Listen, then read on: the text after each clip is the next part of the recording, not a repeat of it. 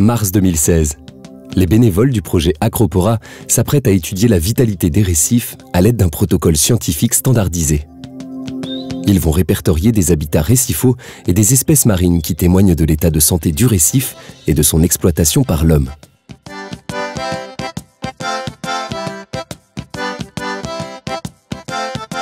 Cette année encore, leurs observations sous-marines révèlent le bon état de santé général des récifs cougniers suivis dans le cadre d'Acropora.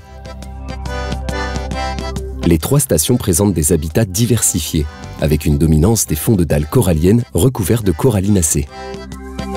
Ces algues rouges calcifiées jouent un rôle fondamental dans le fonctionnement et l'évolution des récifs coralliens. Elles participent à leur construction et constituent une source de nourriture pour un grand nombre d'herbivores, comme les oursins.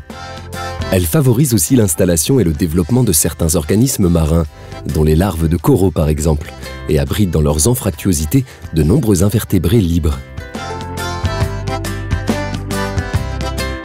Les récifs suivis sur l'île des Pins sont caractérisés par des abondances très élevées en oursins perforants et crayons.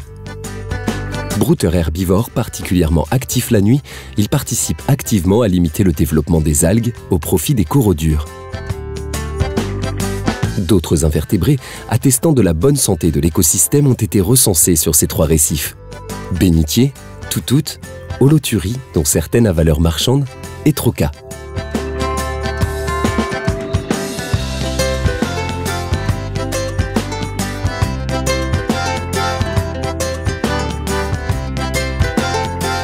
Lors du suivi de 2016, sur la station de Kangada, les poissons apparaissent plus nombreux que les autres années. Les bénévoles ont tout particulièrement observé la présence de bancs de poissons perroquets de petite taille. Ce résultat ne traduit pas nécessairement une amélioration du peuplement.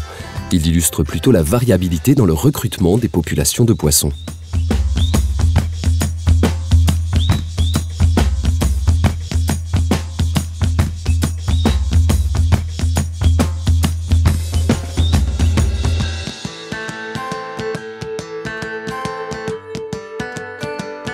Sur le récif de Daietai, une dégradation des coraux avait été observée lors des suivis de 2014 et 2015. En cause, la présence d'invertébrés prédateurs du corail, des étoiles de mer acanthastères et des escargots corallivores, ainsi que des maladies coralliennes. Si elles sont rares sur les récifs de Nouvelle-Calédonie, la maladie dite du syndrome blanc a affecté certaines tables de corail. En 2016, ces dégradations ne se sont pas poursuivies.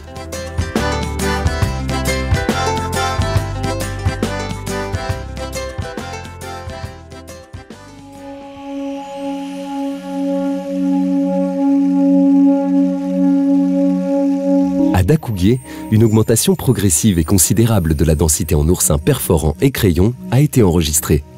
Leur nombre a doublé en l'espace de 3 ans. Pour l'heure, Dakougué et Daietai abritent les plus importantes populations d'oursins de tous les récifs suivis dans le cadre du réseau d'observation des récifs coralliens de Nouvelle-Calédonie. Leur présence est un sérieux atout pour la préservation des récifs.